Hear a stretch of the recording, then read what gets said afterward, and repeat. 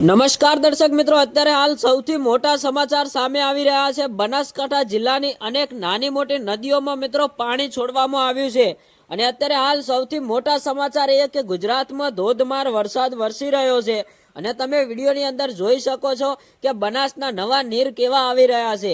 મિત્રો કેટલો આનંદ છે ખેડૂતોની અંદર। તમારા ગામમાં જો બનાસ નદીનું પાણી આવ્યું હોય તો કમેન્ટ કરીને જણાવજો।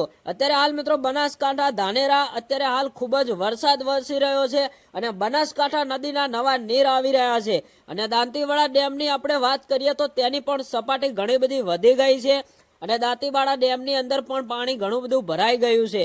મિત્રો અત્યારે હાલ ગુજરાતની અંદર ધોધમાર વરસાદ વરસી રહ્યો છે અને ડેમો પણ ઓવરફ્લો થવાની શક્યતા રહી શકે છે।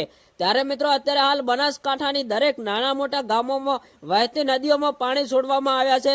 તમે વિડીયોની અંદર જોઈ શકો છો।